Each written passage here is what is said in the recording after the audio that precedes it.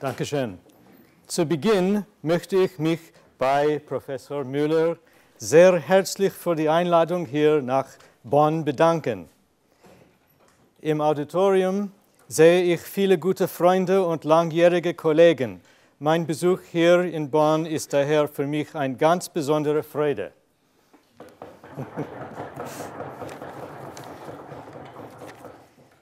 So, what I would like to tell you about today concerns the role of extracellular purines in cell signaling. And just about every cell in the body has one or more of the family of purine receptors, which includes P2X ion channels, nucleotide receptors that are metabotropic, G protein coupled receptors, of which there are 8 subtypes, and also adenosine receptors, of which there are 4 subtypes. One must recognize that there is a temporal sequence of activation of these receptors. And if one were to generalize, one could say that a response to stress in a particular organ or tissue involves an immediate response through the nucleotide receptors. And over time, as the nucleotides are broken down, both ATP and ADP, as well as the uracil nucleotides, one loses that response at the P2X and P2Y receptors and gains the adenosine receptor response. So initially, for example, in the immune system, the nucleotide response boosts the immune response, whereas the adenosine receptors tend to suppress the immune response. So this can be seen as an important protective mechanism in the body to respond to stress or challenge to an organ. So our job as medicinal chemists is to initially make selective ligands for these various receptors and to use them as pharmacological probes to understand more about the role of these receptors in the body. So here is the dendritic relationship of the 12 various receptors, 4 for adenosine. The P2Y receptors, of course, can be separated as 2 subfamilies, one a P2Y1-like subfamily that's coupled to GQ and phospholipase C, and also a P2Y12-like subfamily that's coupled to GI, an inhibition of adenylate cyclase. The subtypes that I will emphasize in this lecture are the A2A and the A3 receptor, the A3 receptor being the most recently identified of the adenosine receptor subtypes, for which we have very selective agonists and antagonists, and we now have 2 clinical candidates that are going into phase 2 or phase 3 clinical trials. And in the P2Y family, I will talk about structure-activity relationships at the P2Y6 and P2Y14 receptors. So turning first to the adenosine receptors, we see there is a long list of potential applications for adenosine agonists. And some of those applications are well advanced. For example, A2A agonists for diagnostic medicine in cardiac treatment, as well the A3 agonists, which are in advanced clinical trials, are possibly going to be used for treating dry eye disease, psoriasis, Crohn's disease, although that is not yet in clinical trials, and there is a clinical trial for liver cancer. The areas on the adenosine molecule that we use to modify the ligand selectivity for the 4 subtypes, and also the degree of agonist efficacy. So we're able, in some cases, to flip the characterization of these nucleoside derivatives from agonist to antagonist by structural changes, particularly in the indicated red areas. So turning now to the inflammatory or anti-inflammatory effects, a recent review from the Borea group in Italy has delineated pro-inflammatory effects of the A1 and the A2B adenosine receptors and anti-inflammatory effects through stimulation of the A2A and A3 receptors. And this often involves effects on inflammatory cytokines, which are suppressed by agonists for these 2 subtypes, and as well could involve free radicals and degranulation, chemotaxis, and other mechanisms. So turning specifically to the A3 agonists, the company Can-Fite, which is a small startup company in Israel, which is licensing the A3 agonist IB-MECA from the NIH, has found that the A3 receptor is highly expressed on peripheral blood mononuclear cells, especially in the inflammatory state, and also tumor cells. This has been probed also by the Borea group in Italy, who found the same. And the mechanistic pathway that is important for both inflammation and cancer, possible cancer treatment, is downregulation of the TNF-alpha and NF-kappa B pathways. The A3 agonists that are in clinical trials, IB-MECA and its 2-chloro analog, are both well tolerated in man. The half-life of IB-MECA is about 9 hours. The patients it was found that the patients that have the most robust response to A3 agonists in inflammatory disease also have the highest level of expression of A3 receptors. So this could be a way of tailoring the drug treatment to the pharmacogenomics of the patient. Also, there are other diseases, related inflammatory diseases such as osteoarthritis, that could become the focus of A3 agonist treatment. So it seems that A3 agonists could have a very broad application in treating inflammatory disease or autoimmune disease. I will just bring one example of the clinical results from Can-Fite, which are recently revealed results in psoriasis patients, 74 patients. Here we see that a 2 milligram dose, and that is 2 milligrams per patient, not 2 milligrams per kilogram, has a very robust effect, but that effect seems to be very dose dependent. The effect is diminished at the higher 4 milligram dose. This effect also increased over time, so it has some very encouraging clinical characteristics.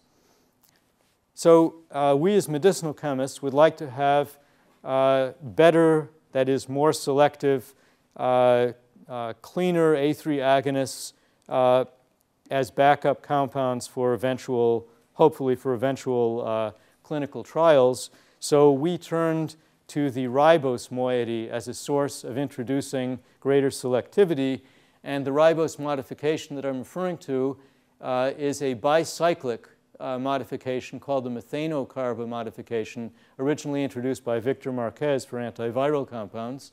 We were the first to apply it to receptor ligands. And by fusing a cyclopropane ring and a cyclopentane ring, we can achieve conformation that approximates either the northern conformation on the pseudorotational cycle or a southern conformation.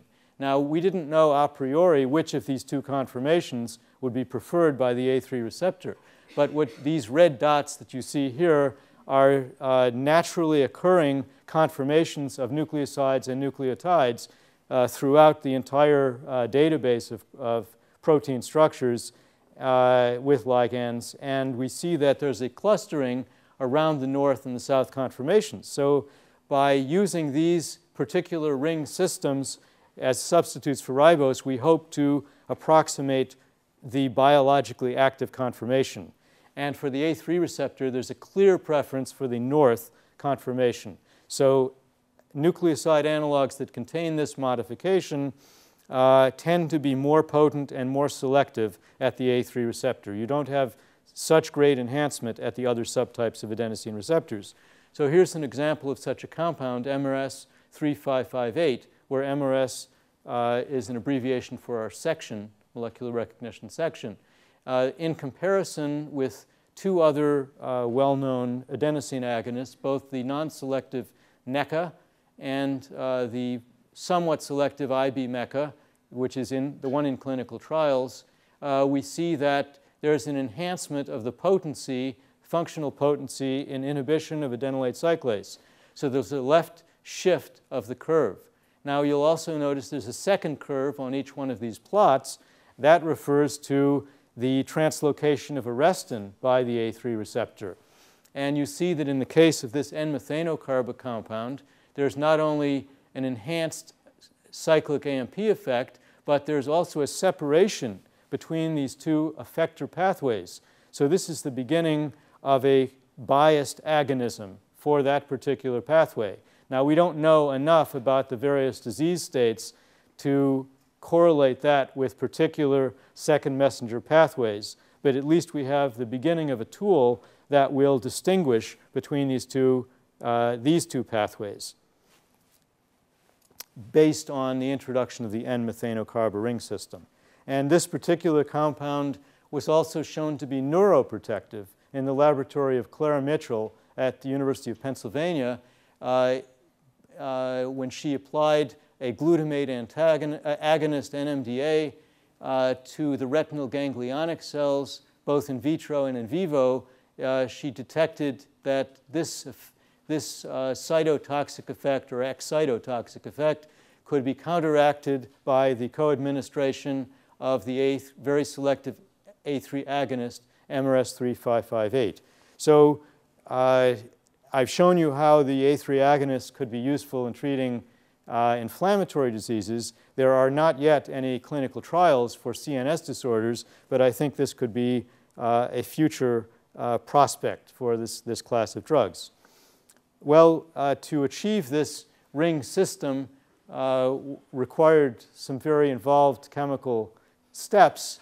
So you see before you the route that we have used to arrive at the N-methanocarba nucleosides that contain the 5' uranimide group, such as is needed for high affinity A3 agonists. And the key step here is an intramolecular cyclopropanation reaction, which goes in not great yield. And then that's followed by a reduction, which is very good yield. But then there's also an equilibration of the position of this isopropyridine group, which does not go to completion. So we have to separate these two isomers, which again reduces the yield. So to make a long story short, there is not yet a very highly efficient synthetic route to these compounds. So this makes it challenging. Recently, we did introduce a simplification to get to compound 4 from L-ribose, which is a much cheaper starting material. In addition to boosting the A3 agonist properties in this series, we've noticed that by altering the structure of the ribose moiety, we can reduce the efficacy. And we can reduce it to the point that it's almost zero. In other words, we can turn a full agonist into a nearly full antagonist. And that's really important in the nucleoside series because the nucleosides bind in a species-independent fashion. We have a problem with other A3 antagonists, that is, almost all of them, and these are various heterocyclic derivatives, bind very well to the human A3 receptor and poorly, if at all, to the rat A3 receptor. If you're going to do preclinical studies in experimental animals, you have to have a compound that binds across the board in various species. And that's what these nucleoside-derived antagonists do. So the various cases are putting in a spirolactam instead of this amide group. Now, we think that the amide group is needed in binding to the receptor, is needed to attain different conformations. In other words, it has to move while bound to the receptor. We know the receptor has characteristic motion involved in the activation step. Some of the helices rotate, and some specific amino acids move out of the way in order to activate the receptor. However, if one introduces this form of steric constraint, you turn a full agonist into a full antagonist, but it still binds with high affinity and selectivity to the A3 receptor. Likewise, if you reduce the hydrogen bonding ability at this nitrogen by methylation, you get an antagonist. What came as a surprise to us in the collaboration with Lakshin Jeong, a professor of chemistry in Korea, is that by truncation entirely of this amide group, one still retains the ability to bind to the A3 receptor, but no longer can it undergo the conformational change needed in conjunction with the receptor's conformational change to activate. So these truncated nucleosides, both in the oxygen and sulfur series, are full antagonists. And we applied the same approach to the N-methanocarba ring by cutting off the amide group, and we got what seemed to be antagonists, at least as judged by guanine nucleotide binding, which is a binding assay of function of the receptor. However, I should add that in adenylate cyclase studies, these appear to be half-efficacy agonists. So it seems that there is a minute amount of residual agonism that can be amplified depending on what readout one is looking at. So really, when we're talking about agonism and antagonism for GPCRs, we have to think of a kind of continuum. And it's always going to be dependent on the cell type, the receptor density, many factors. So this is not a black and white situation. The synthetic route to these antagonists involves this cyclopentenone, which is a shorter synthetic path than for in the agonist series. Finally, we do a Mitsunobu reaction here to put on the purine ring and then appropriately substitute the purine ring. So in order to understand why the ribose changes reduce the efficacy, we have looked at modeling of the receptor in conjunction with site-directed mutagenesis. So here's that spirolactam that I showed you earlier, binding to the putative binding site of the human A3 receptor. And here we see very hydrophilic residues that are in proximity of this ribose moiety. And this tryptophan, it turns out, is a toggle switch for activation of the receptor. This is a conserved aromatic residue in many GPCRs. And by mutagenesis of this tryptophan, we have determined that it is required for activation of the receptor but not binding of agonist. And it's somewhat in the proximity to this ribose moiety. So we've correlated motion of that tryptophan with a required motion on the ribose ring in order to activate. So now that we have A3 antagonists that are species independent, what are they good for? And one answer to that came from the laboratory of Mort Savan at the University of Pennsylvania, who studies glaucoma models. And he has defined the role of an A3 receptor in the ciliary body that produces the aqueous humor in the non-pigmented epithelial cell layer. An A3 receptor induces chloride ion flow, which causes inflow of fluid to this part of the eye.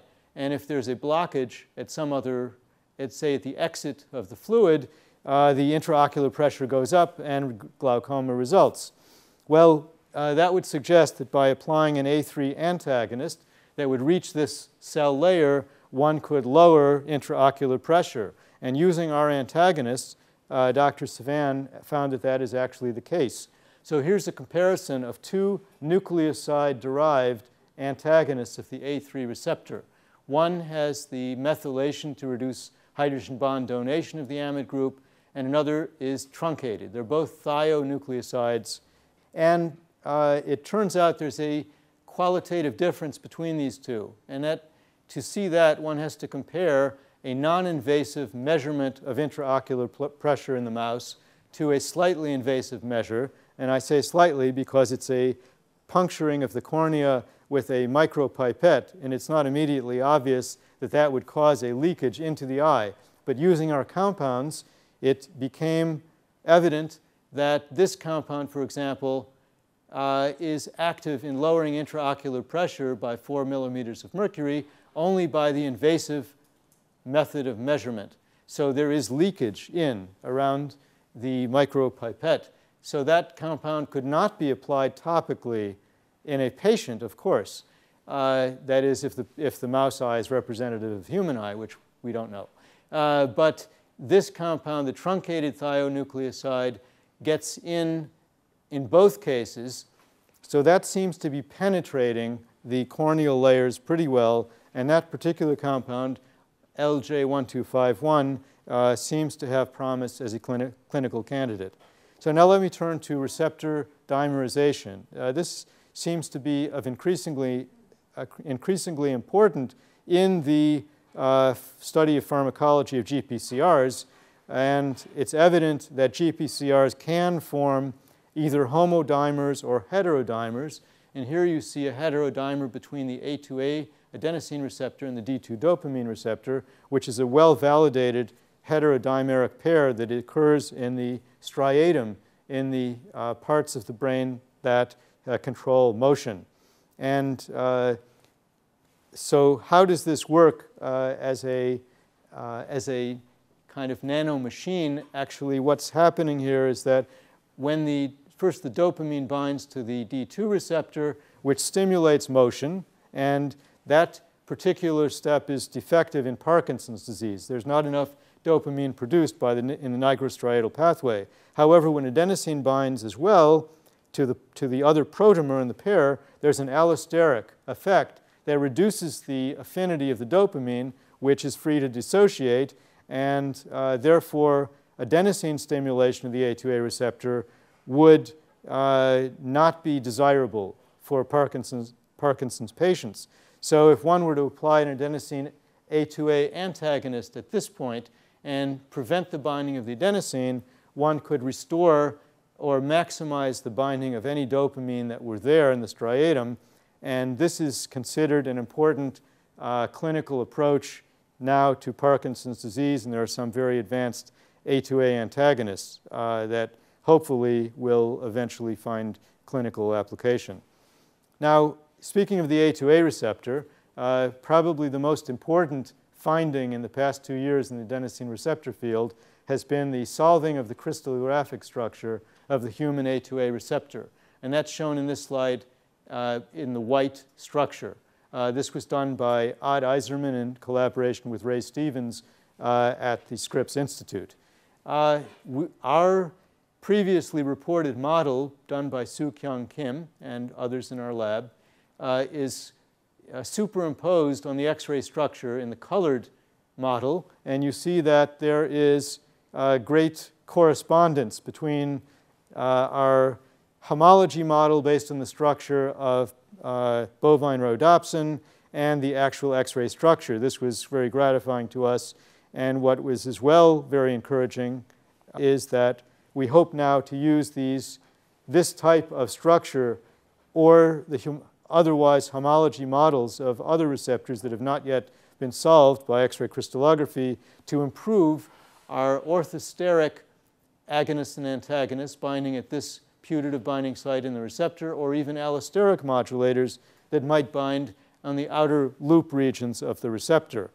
And if you look at the specific side chains that are involved in contact with the ligands, you can see that this is an overlay again of the model and the X-ray structure. There's a very close correspondence in our prediction of the positions of the various side chains. So I suggest that homology modeling is a very useful technique in medicinal chemistry, at least for G-protein coupled receptors. So now that we have the X-ray structure and the confidence of the X-ray structure, we only have one ligand docked to the A2A receptor in the X-ray crystallographic data.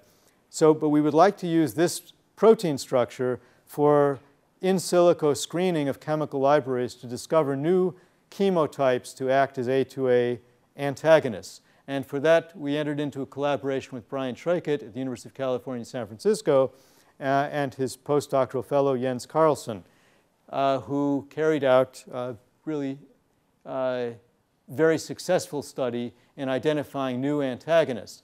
So here is the ZM antagonist that was part of the X-ray crystal structure, and here are some of the representative antagonists that we discovered through this in silico screening. So we started with a database, the zinc database, that contains over 1 million compounds, And these are all compounds that can potentially be ordered. From that was identified about 4,000 compounds that bared some structural similarity to known adenosine receptor ligands. And those were scored, and from the top scoring 500, a representative 20 compounds were picked out. And from those 20, 7 turned out to be real antagonists of the A2A receptor. So there's a success rate of 35% in this process.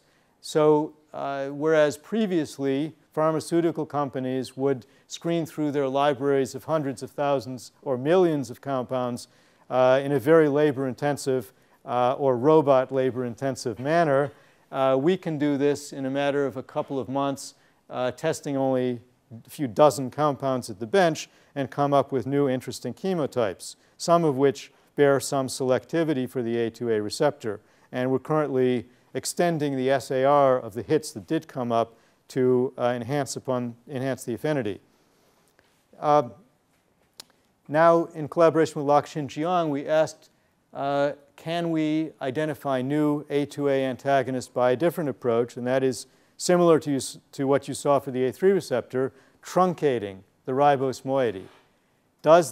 Is the functioning of the A2A similar to the A3 in that respect, that cutting off that amide group will flip an agonist into an antagonist? The answer is no. It's totally different. So here, in this compound that has an alkynyl group that favors A2A receptors, so we've boosted now the affinity at A2A, we see that this truncated thionucleoside is a competitive antagonist, very potent, at the A3 receptor. But at the A2A receptor, it's a very potent agonist. So now, by a kind of rational approach, we have constructed a series of mixed agonists, at A2A agonists and A3 antagonists. And those compounds may have their own therapeutic application, perhaps in anti-inflammatory effects of some types.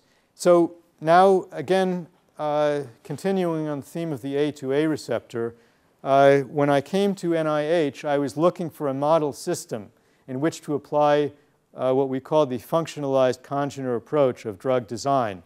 And that is to find a site on the molecule, on the basic pharmacophore, the minimum molecule required to be recognized at the receptor, a site that is insensitive and could accommodate a long chemical chain that would extend out to beyond the steric constraints of the primary binding site for the pharmacophore. Now recall that when we started this in the mid-1980s, very little was known about the structure of the receptor. No GPCRs other than rhodopsin were cloned. And in fact, it wasn't even sure that the drug-like GPCRs had anything to do structurally with rhodopsin. So we proposed kind of theoretically that this chain was hanging out in the extracellular medium and could be used for attaching large reporter groups such as these fluorescent moieties. And that's what we found empirically. Well, much later on, we were able to dock this amino derivative, APEC, a functionalized congener, to the A2A receptor. And lo and behold, our early prediction held up that that amino group is out on the exofacial side of the receptor. So what we found empirically is now validated by actual structural biology. So given that we can now attach bulky groups at the end of chains, we recently introduced a fluorescence polarization probe for the A2A receptor, which consisted of a functionalized congener of an antagonist coupled to a lexifluor dye. And the basis of the fluorescence polarization assay is that when this bifunctional conjugate is present in solution, unbound to the receptor, it can freely rotate, and there is no polarized light signal. However, when it is constrained at the receptor, there is a polarized light signal. So that can be used in the same way as a radioactive reporter group in radioreceptor binding assays. And here are some representative binding curves, inhibition of the binding of this fluorescent Alexafluor conjugate. So here we see a sharing antagonist 442416, which is very selective for the A2A receptor. We simply demethylated this compound and alkylated with a small spacer chain that terminated in the fluorescent moiety. We didn't want to make the spacer chain too long because that would allow too much freedom of movement of the fluorophore. And in fact, the binding results are very comparable between the fluorescence polarization assay and the radioligand binding assay with the correlation coefficient of 0.81. So this is a means of getting away from the use of radioactivity in drug discovery, which could have great benefits. So in summary of the fluorescence polarization assay, it's very sensitive. It's homogeneous. We don't have to filter to separate the free ligand from the bound. We can do real-time measurements, so it's suitable for kinetic studies. It avoids the hazards and liabilities of using radioisotopes, and it's adaptable to a well format. So it can be used for medium throughput or even high throughput screening. And here is the docking of that bifunctional ligand. You see that the fluorophore is out on the exofacial surface, and it is held tightly, according to our docking prediction, by very specific interactions with residues out on the exofacial side. Another new tool that we recently introduced for studying A2A receptors is a tool for use in vivo, and that is for PET scanning, positron emission tomography. There have been a number of carbon-11 PET ligands introduced for the A2A receptor. However, we're the first to introduce a fluorine-18 labeled ligand. Fluorine-18 has the advantage that it has a 2-hour half-life, longer than carbon-11, so it's considered preferred by people in nuclear medicine for imaging in patients. So again, we take off the methyl group with boron tribromide, and then we're able to alkylate with a fluorine-18 containing alkylating agent, which produces the fluoroethyl compound, which is relatively high affinity at the A2A receptor. And here are the imaging results from that compound in rats. Here we see the striatal regions light up very clearly, and we know that the A2A receptor is present in only a few regions of the brain, one of those being the striatum. And there is an inverse relationship with binding of drugs to the D2 dopamine receptor, so that is very consistent with that heterodimer that I showed you earlier.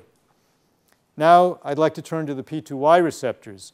Well, the adenosine receptors are a very well-developed area of medicinal chemistry now. The P2Y receptors could be considered kind of future horizon for the medicinal chemist, mostly undeveloped for the 8 subtypes, with the exception of the P2Y12 receptor, which is a very well-validated approach to antithrombotic agents.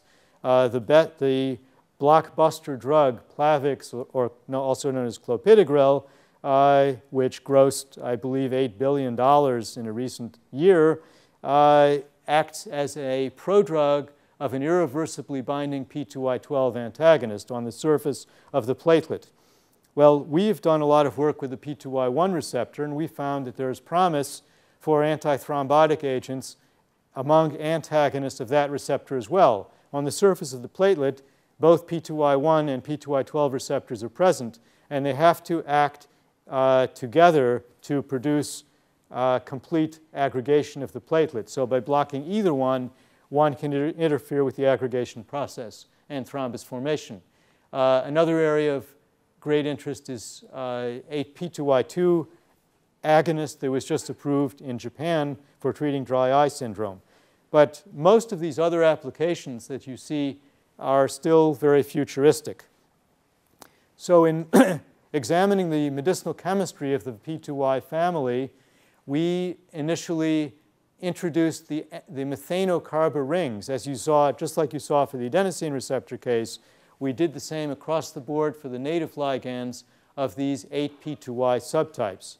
And we found that for the P2Y1 receptor, which activates phospholipase C, there's a great preference for the N-methanocarba, the northern constrained ring system. More than 100-fold selectivity for the north versus the south methanocarba, and one can gain an affinity over the native ribose in that case, and selectivity. However, nature has not conserved the same design with respect to the ribose ring across the board throughout this whole family. And to illustrate that, I bring the case of the P2Y6 receptor.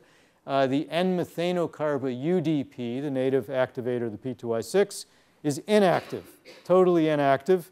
And the S-methanocarba that we've gone to great lengths to synthesize is even more potent than UDP itself. So there's a strong, very strong preference for a particular conformation of the ribose ring, very pronounced for the P2Y6 receptor. I should also add that in the second subfamily, the GI-coupled family, we have not yet found the preferred conformation of the ribose ring because, for example, in the P2Y14 case, both of these ring constraints fail to enhance affinity of UDP glucose, the native ligand. So turning in some detail to the P2Y6 receptor, Kazu Inoue in Japan, using some of our reagents, has found that there is a clear P2Y6 response in the rat microglial cell, which induces phagocytosis. I'd like to show you quickly a movie of rat microglial cells swallowing up particles that could be a model for these garbage collecting cells in the brain. This could be important in Alzheimer's disease because it's known that the microglial cells remove cellular debris such as amyloid, peptides, and so forth from the brain. So if one can stimulate phagocytosis with a P2Y6 agonist, one might have a drug for treating Alzheimer's disease. And that occurs in response to UDP in a dose-dependent manner, and it's blocked by this antagonist, MRS-2578. However, it still remains to be seen how P2Y6 agonists could be introduced in the CNS upon peripheral administration, being that all the known P2Y6 agonists are highly charged. So this is still a very theoretical concept for treatment, not practical yet. However, we noted that P2Y6 agonists also have a pronounced anti-apoptotic effect. This was demonstrated in mouse skeletal muscles, both in culture, in the C2C12 cell line, and also in vivo with our collaborator Bruce Liang at the University of Connecticut. So here we see challenge of the cell culture with TNF-alpha to kill cells apoptotically, and administration of the potent P2Y6 agonist MRS-2693, which has a 5-iota substitution on the uracil ring, suppresses that apoptosis. In vivo as well, in a model of mouse hind limb reperfusion, ischemic reperfusion injury, injection of this nucleotide was actually protective in that in vivo model. And of even greater interest to us in the Diabetes Institute of NIH is that in pancreatic islet cells, there is an anti-apoptotic effect of P2Y6 receptor activation. So here we see propidium iodide staining induced by TNF-alpha treatment. But this cell death is completely reversed by co-administration of the P2Y6 agonist UP3U, which is a dinucleotide, two uridine moieties separated by a triphosphate linker. And this effect does not occur with a P2Y1 agonist, 2-methylthio-ADP. So curiously, even though both P2Y1 and P2Y6 receptors are coupled to phospholipase C, there is a big difference in these cells and also in astrocytoma cells, where there must be some compartmentalization of the second messengers. We don't really understand why only the P2Y6 activation is anti-apoptotic, but it seems to hold up in a number of cell systems. So we turned to exploring the SAR of this P2Y6 receptor, and we initially saw that most of the changes we made, such as substitution of the ribose hydroxyl group, completely obliterated the ability to activate the P2Y6 receptor, and only a few modifications enhanced the affinity or potency, such as a methylene bridge between these two phosphorus moieties, which would greatly increase the stability of the compound in vivo.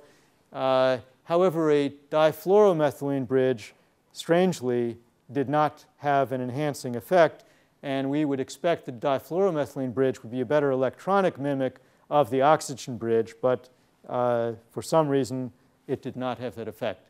On the uracil ring, one can substitute the carbonyl groups with thiocarbonyl and still maintain reasonable affinity at the P2Y6 receptor. And the only effective modification of the ribose ring is introduction of the south methanocarba locked ring. And here's the evidence for that, both in the ribonucleotide series and the deoxyribonucleotide series. We get an enhancement of the potency by substituting the native oxygen ring with a locked bicyclic carbocycle that is locked in the south conformation that is down here on the pseudorotational cycle.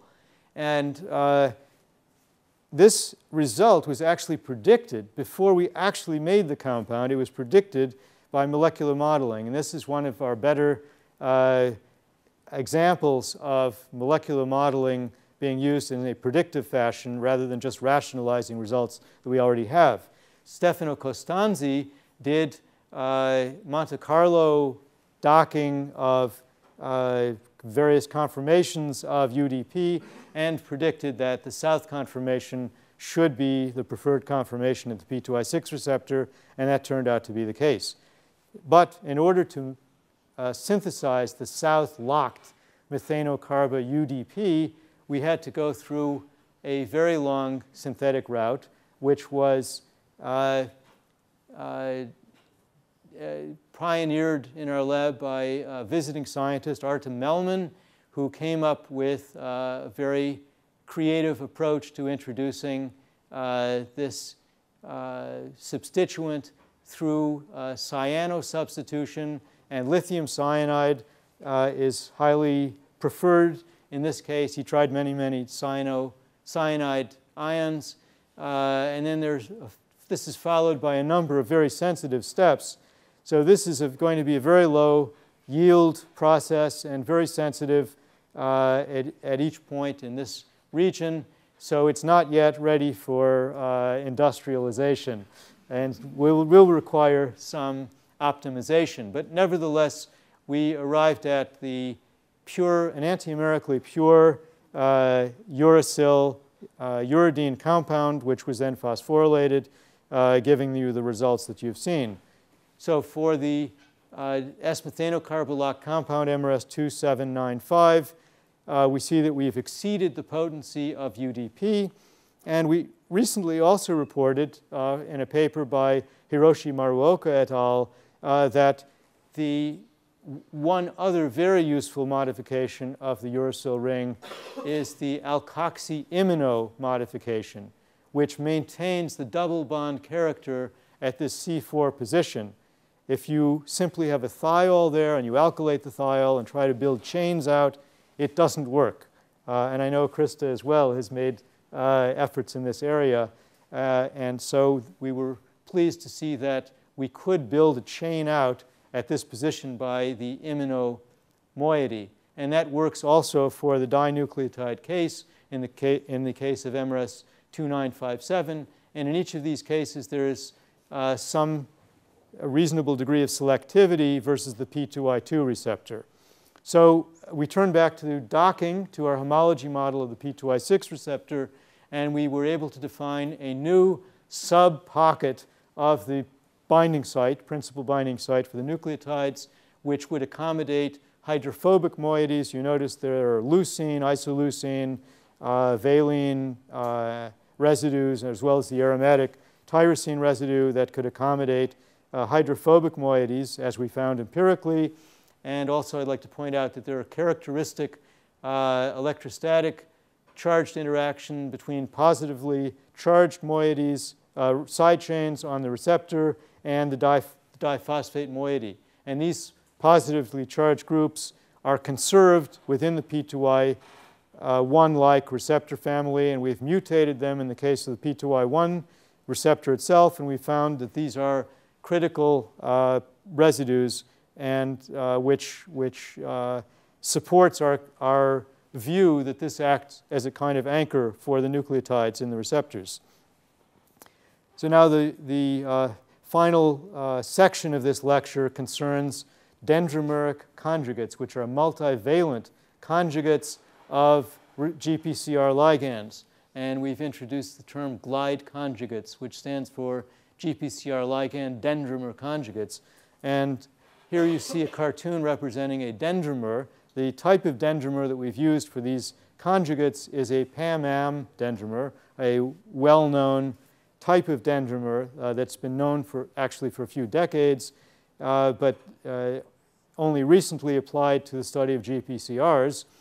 So the way we view this is that by attaching functionalized congeners that we know bind with high affinity to the receptors, for example, B, we can, in principle, bind to both sides of a dimeric pair, either a homodimeric GPCR or heterodimeric pair. For example, if we attach in a kind of random fashion both A and B to the dendrimeric carrier. Now, other groups, and we as well, or in earlier studies, have tethered two separate pharmacophores by a single chain and maybe vary the chain length with the same objective in mind, that is bridging two sites on neighboring GPCRs. The problem with that is that it's hard to predict the geometry required to bridge two sites. So you get involved in a very long empirical study before you might come up with something that seems to work, and then there's really no proof that it's bridging both sites. So we think that by giving this, using this dendrimeric species, the dendrimer itself has enough randomness to the spacing between the two ligands that it can kind of self-select the arms that are needed to bridge two sites. And by coupling our congeners to the dendrimers, we have noted that there is, for example, a qualitative improvement in the pharmacological properties. For example, an A3-dependent cardioprotection in the HL1 cell line in the dendrimeric species compared to a corresponding monomer where there's an enhancement by the dendrimer. And we've shown, theoretically at least, that this type of dendrimer in which we've targeted the A2A receptor can theoretically bridge two binding sites on a putative dimer. Now, it's known from actual experimental work that there is an A2A homodimer, and we've shown in this modeling study that perhaps we could bridge it with this dendrimeric derivative. So we can also think about using specific combinations of GPCR ligands to achieve a synergistic effect to mix and match various drugs as needed for treatment of a particular disease. And we can also think in terms of pharmacological tools to attach either targeting moieties or prosthetic groups for detection, such as luminescent or fluorescent groups that might not interfere with the binding of the ligand to its receptor, but would allow one to detect it, say in fluorescence microscopy. Here is one such example where we were able to see A3 receptor binding on the surface of transfected CHO cells with a dendrimeric conjugate, whereas the control CHO cells that don't express the A3 receptor have no points of fluorescence. And we noted that the binding to the A3 receptor occurs in these patches. It's not evenly distributed on the surface of the cell, which is an interesting observation in and of itself.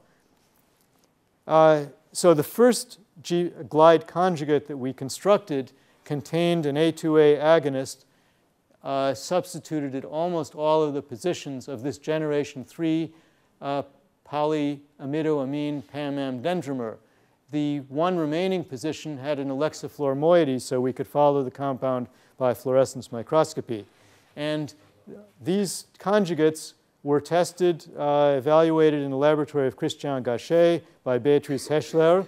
They were synthesized by Young-Kyung Kim, who was a postdoctoral fellow in our laboratory who really introduced the dendrimeric conjugates within our laboratory and did an excellent job of characterization and synthesis. And here we see that the antithrombotic activity of the A2A agonist is preserved in the dendrimer. This is an aggregometry trace, so the height of this peak refers to is proportionate to the amount of thrombus formed. And we see that the monomer suppresses the thrombus formation by reducing the height of this peak, whereas the dendrimer reduces the intensity of the thrombus formation by about the same degree as the monomer. However, the kinetics of the effect is different. So this was our first indication that there is a qualitative difference between the monomer and the multivalent dendrimer. So we had a problem with that particular conjugate, which was low water solubility. In spite of the many hydroxyl groups on the adenosine, it occurred to us that there may be aggregation, maybe because of the many hydroxyl groups on the adenosine. So we wanted to eliminate, or reduce at least, the aggregation of these polymeric derivatives. So we did that by introduction of PEG chains, polyethylene glycol, which would kind of coat the surface and make them highly water soluble. PEG is used now in some drugs, both small molecules and macromolecular drugs, for increasing water solubility and bioavailability.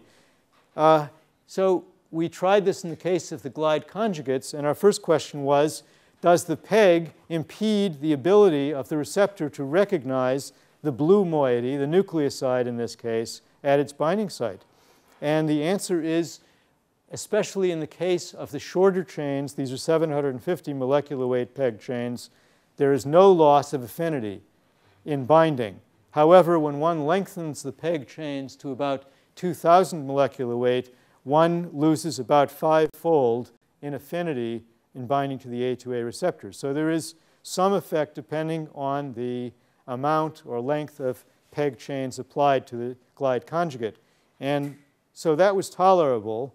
And what was very beneficial was that these conjugates now become highly water soluble, and they can be thought of as unimolecular micellar conjugates rather than possibly aggregating conjugates. So this will make our pharmacological study much easier if we know we have an isolated glide conjugate rather than a whole unknown state of aggregation.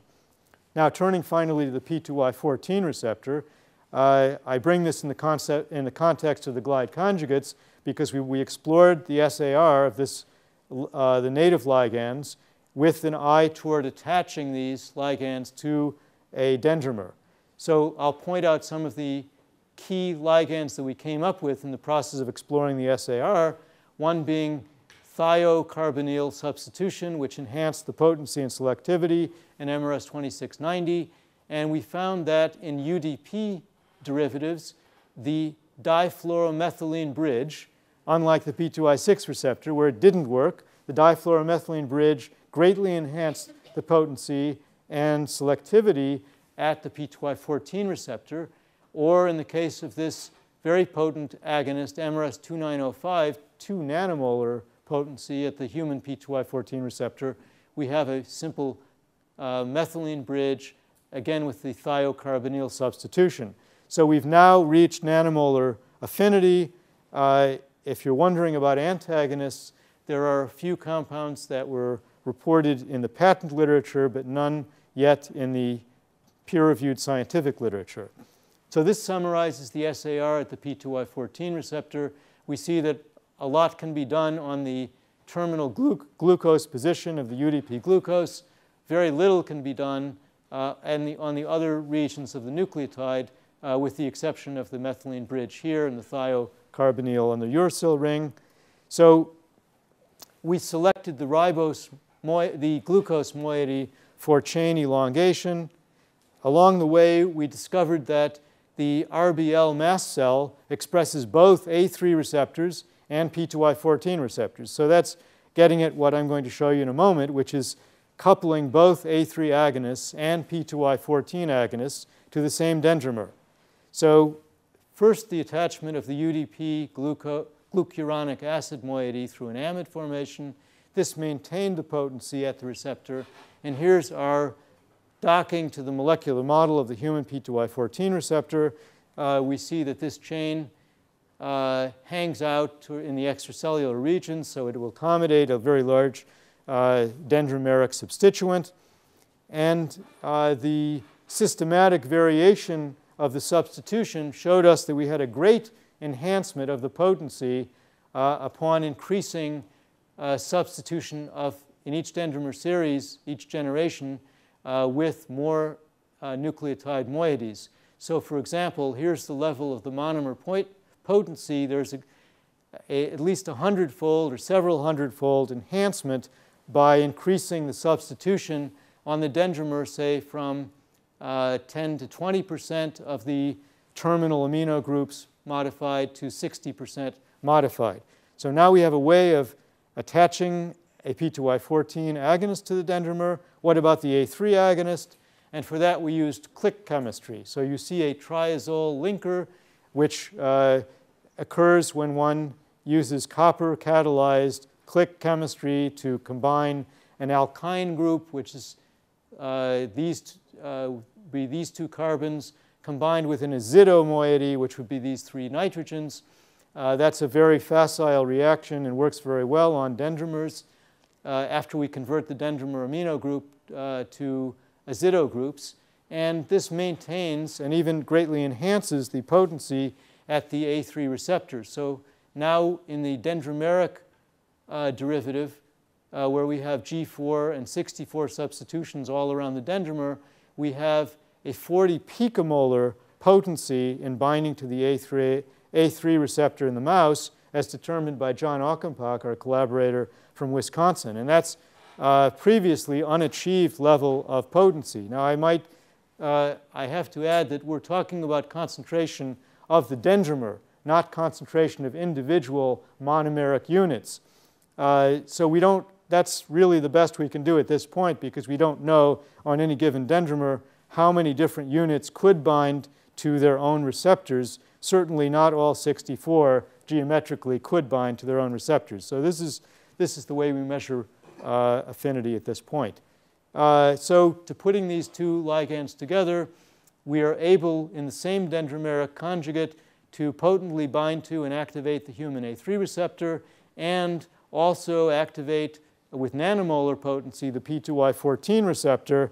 So we now have a tool that can be used to study these two receptors when expressed in the same cell, and we hope to use tools of this sort to determine whether we can bind to heterodimers of these receptors, which remains unproven. The final piece of information that I want to give you is that the water solubilizing effect of the dendrimer and the multivalent property can be used to couple a GPCR ligand, such as this nucleoside that binds potently to the A2A receptor, to a hard particle, a quantum dot that has a very stable fluorescent signal. You know that fluorescin, for example, photobleaches. So does alexafluor, maybe not as bad as fluorescin. But if one wants a completely stable fluorescent moiety, one would have to use quantum dot.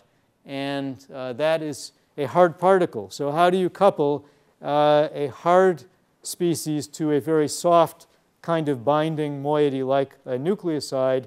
And we tried many tethering approaches here, such as peg chains. None of those were sufficiently water-soluble to maintain the affinity and binding to the receptor. However, this dendron spacer, this is a kind of a piece of the pie of the dendrimer with terminal carboxylic groups, sufficiently increased the water solubility so that we could maintain affinity and binding to the A2A receptor. So in summary, I've given you quite a number of vignettes, all in the purine receptor field. We've shown that A3 agonists are good for treating inflammatory disease, and we can increase the selectivity and affinity by introducing a sterically locked ribose ring in the north conformation. We have flipped the pharmacological properties of A3 agonists into antagonists that might be good for treating glaucoma. We've introduced a number of new tools for studying the A2A receptor, such as in silico screening, fluorescence polarization assay, and a PET ligand for in vivo studies.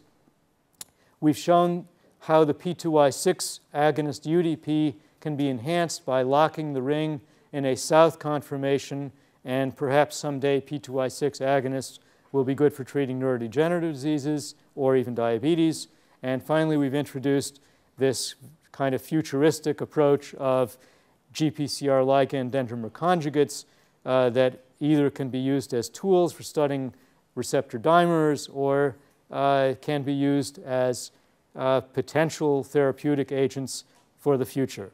And finally, I'd like to thank our co-workers in the group, Suresh, Dilip, Hiroshi, and Santosh are medicinal chemists who have synthesized many of the compounds you've seen. Gao is a staff scientist carrying out much of the pharmacology that you've seen, along with Lena Yu. And also our modelers are Francesco De Florian, who came from Stefano Moro's group. So it's actually, Stefano Moro had been a postdoc in our group, and he sent me one of his own students to be a postdoc as well. So it's a kind of a third generation situation. And Stefano now has his own group within NIDDK, and he's gone on to do great things independently. And finally, I thank you for your attention.